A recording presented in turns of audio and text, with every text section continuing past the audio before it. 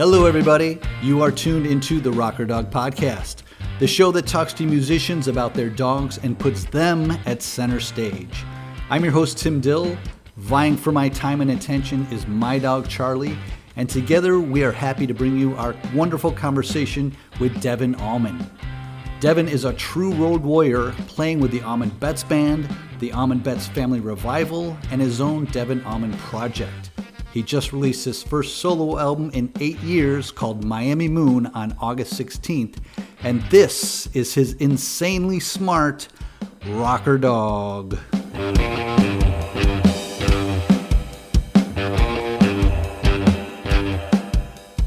Oh, we got Franklin. Frank, you want to say hi? And Franklin's with us. All right. Looking good. He has touched the Velcro. He is like the Velcro pug. So whenever I set up for, for a day of Zooms or just desk work or interviews or whatever, he's just right there. The chin on the knee. He's got to have his own seat, put a blanket down. It's a whole ritual. So he's literally where he would be for any other podcast or interview. It just happens to be dog about him. So how old is Franklin? Franklin is 5 years old. And he's just been, I always wanted to pug. So that goes back pre-pandemic. What was going on in your life that you decided to bring him into the Allman clan? So I was on tour in Germany, and I had this like lower abdominal pain. And long story short, I ended up in the hospital for 22 days. Got through it and knew that the rest of the tour was canceled and that I was going to be deadlined for 4 months. Right. And I thought, this is it. This is the time to get a puppy, potty train him. I've got 4 months at home. He'll cheer me up, because I'm bummed out. I'm missing the tour. It was just really good timing, Okay. It was literally like that. And had I not, had that whole medical issue, I probably would have done it eventually, around an area of less activity. Like usually January, February, March, I take it pretty easy on the touring front. So, but yeah, it just so happened he helped heal me back. Like he kept my spirits up, and it was a good time to have a puppy in my life. Well, it's funny. Did it keep you busy as a puppy? I mean, puppies aren't that easy. Well, my wife was with me, and we had actually just started dating when I got him. It was weird, man. I went like, it's like new lady, new puppy, new house, like all in the same few months. I guess that's how it happens. But she was super helpful, and my son was around, and they were helping me through the, kind of the healing. And he was pretty, he wasn't too bad. He potty trained pretty quick. He wasn't a pain in the ass, ever. He was really quick. Yeah. I take pugs for granted just by their looks, but I don't know much about the breed. What kind of characteristics do they have? Insanely smart. He knows probably 50 to 70 words. Wow. And from people's names to actions, you get a response. You get a quick, eyes wide open and a head tilt. Like he knows what that word means. My son's name, my wife's name, supper, breakfast, walk, go. I mean, his head's up right now. We're hitting all the triggers. So they're insanely smart. I mean, really smart. They're very empathetic. They cuddle up on you when you're down. They know when you're down. If you raise your voice, they're sensitive little beings for sure. So, try to maintain cool tones. But man, they like to go. He likes to get in the car every chance he gets. He likes to go for walks. You have to walk them. You have to walk them like an hour a day, a mile or two a day. Yeah, which is beneficial for us as well. Totally. I mean, my step counter is, rocking thanks to Franklin. And heat is horrible for them. So that's a weird thing about pugs. When it hits about 75 and direct sunlight, it's no good. They can overheat very, very quickly, extremely quickly. So he thrives. I've found it's taken 5 years to kind of dial it in. He thrives in the 50s. It's unbelievable. Like anything under 50s, it's chilly. He'll put up with it.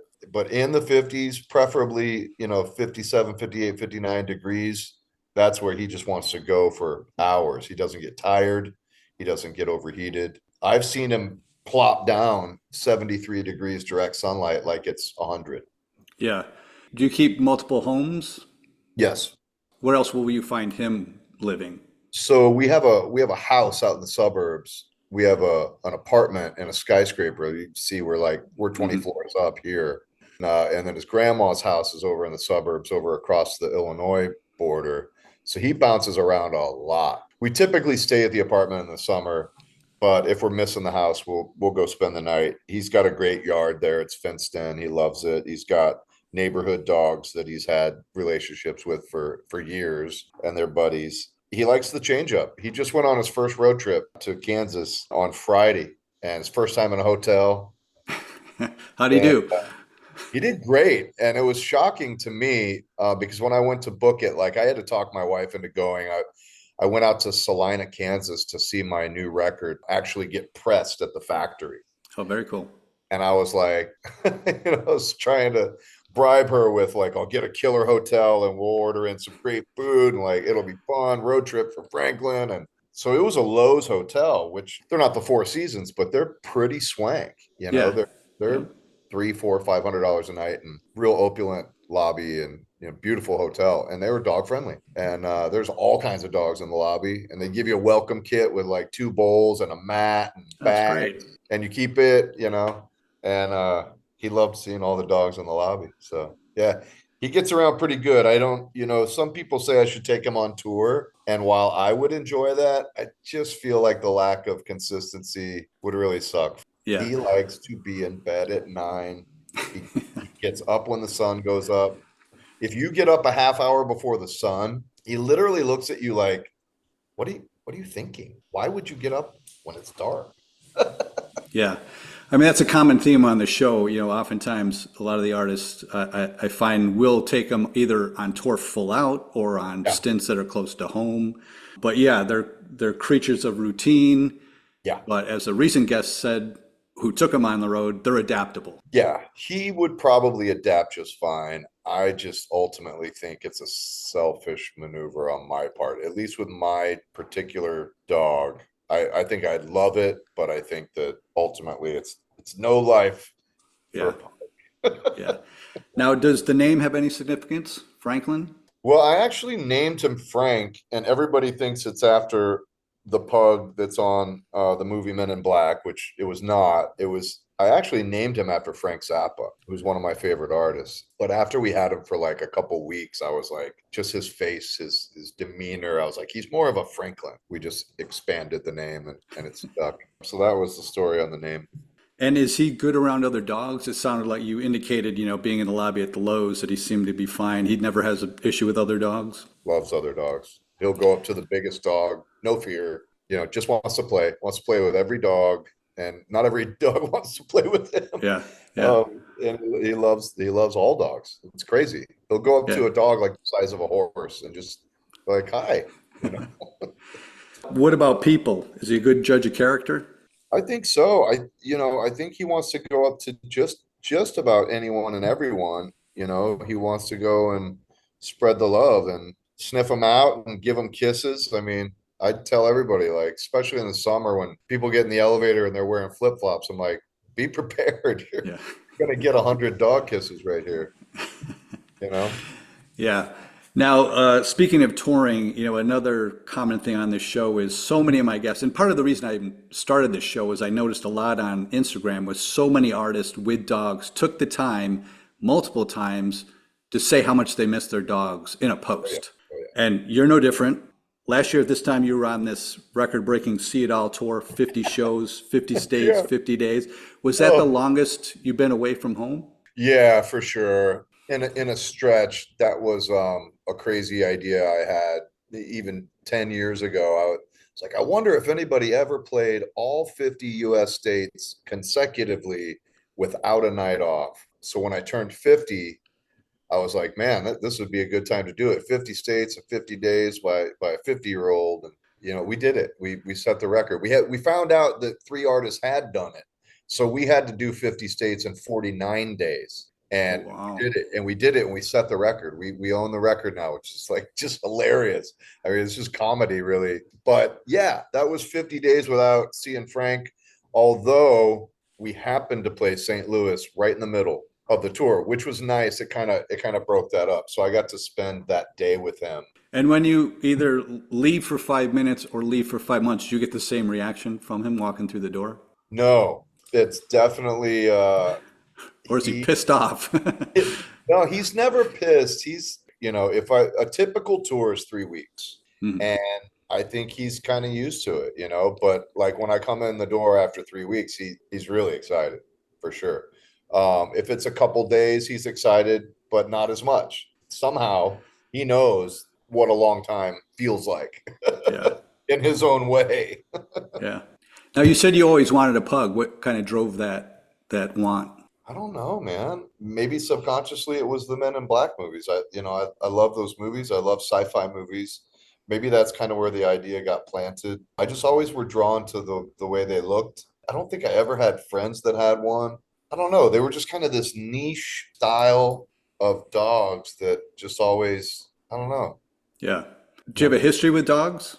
I grew up in South Texas with schnauzers, and when I lost them, I was young. I was like 12 years old, and that really hurt. And I kind of stayed away from dogs for a long time, and kind of switched to cats. I was a cat guy through my 20s, and then my touring started ramping up in my early 30s, and I was like, well, I really can't have anything for a long time.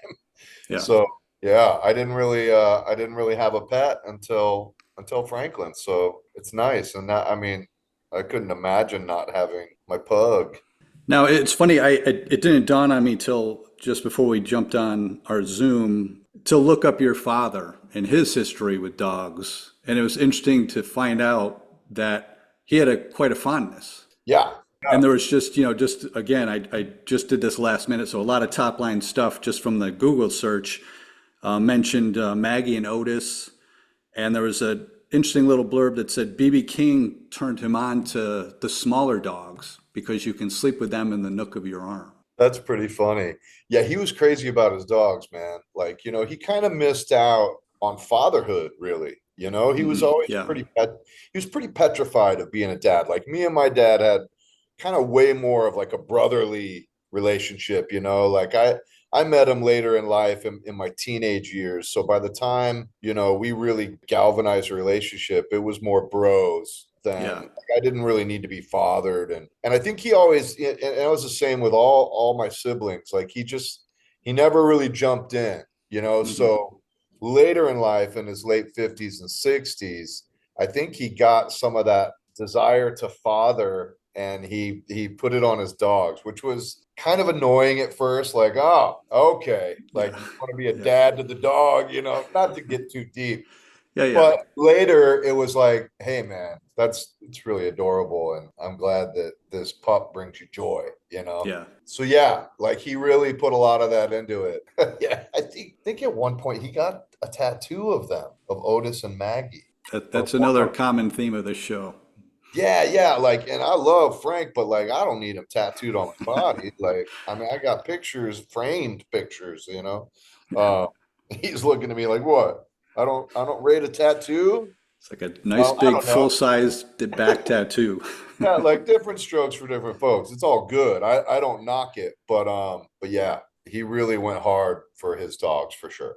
Well, it's obvious that he spoiled them, and I'll roll that into you. What's the biggest indulgence you bestow on Franklin? Oh man, he gets no scraps. I mean, zero. We found at the farmer's market a gentleman that makes artisan handcrafted dog food. And it's literally so clean and so good that you could pop the top and eat it yourself. And it's nothing more than like grass-fed beef and carrot and green bean and blueberry.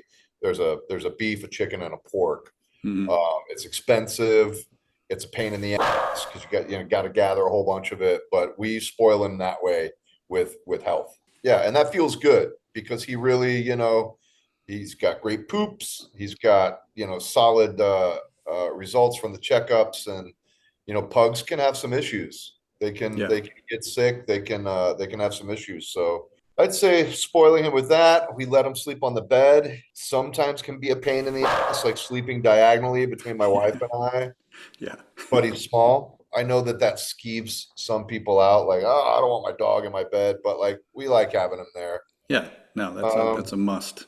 yeah, I think we that's how we spoil them. Healthy food and sleep with mom and dad. Okay. Well, let's talk about the new LP a little bit. The new LP, Miami Moon, came out August 16th, recorded in this kind of classic manner, 2-inch analog tape. I read where you either started or wrote the songs on bass to get more of a groove to it. Recorded at the legendary studio Criteria Studios in Miami, which Eat Peach was recorded at, and Bee Gees' Saturday Night Fever. Yeah. First question, I want to keep dog oriented. Do they have a studio dog there? No, they don't. Okay. No, Okay. no. Well, let's move on. You've got a murderer's row of musicians playing on it. What do you want fans to take away from this particular LP? I just hope it makes them feel good. That's really, I mean, that's why we do concerts. We play live to make people feel good. I think filmmakers make movies to make people get inside the theater, the lights go down, you got your popcorn, and you escape the world for 2 hours. And that's why we play concerts, same reason. And I really wanted an album that embodied that spirit. And it was the first album I ever made where I didn't care if it fit in a category. I didn't care if it fit in blues rock or if it was guitar centric or if Allman Brothers fans would like it, and those were things that were always on my mind making albums, like, and not that it had to pass some stringent test to end up on a record, a song, but it was always in my mind. And this time it was like, no, I want to make music that feels good to me, and I hope it feels good to other people. So yeah, I think writing on bass would be cool because then we can really structure all the songs around groove. We can Hmm. worry about chord voicings on guitar or keyboards later. Just have a groove. It was different for me, and it ended up being a really different record. It's more of a funk record, more of an R&B record. Yeah. Well, best of luck to you. It sounds great. Well, getting back on track, I wind up every show with what I call the zoomies because these are just five fast, frivolous questions. Yeah. The first zoomie is, do you kiss Franklin on the mouth? On the mouth, no. I like I the way kiss you him on the presented I that. kiss him right on the head. He would back away, like, what are you doing? Okay. Question two is, does he have a theme song? If he played for the Cardinals, what would his walk-up music to the plate be? That's so funny. I don't know. We make up songs for him that are pretty funny, but I don't know, man. I don't know if he has a theme song. Okay. Something to consider for the future. Yeah, yeah. Question three, hypothetical. He doesn't tour with you. If he did tour with you, what would he want on his tour rider?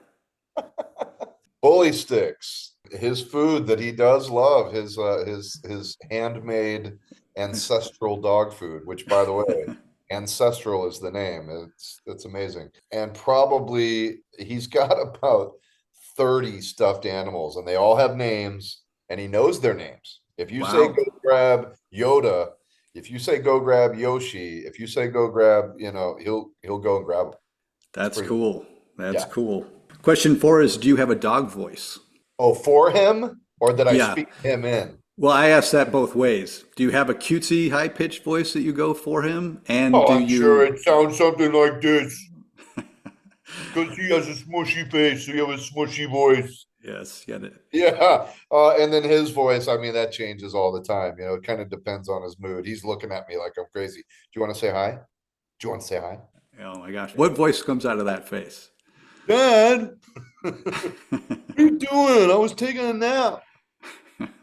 Kind of a annoyed teenager. Yeah, yeah, it's perfect. And last question, I always ask if there's a dog organization or dog service that you'd like to give a shout out to. I should probably be more active or more schooled up on this, but I mean, the Humane Society is always good, right? They're trying Yeah. to, save dogs and find them homes. And Okay. And again, you can even give a shout out to what was the food called? Ancestral?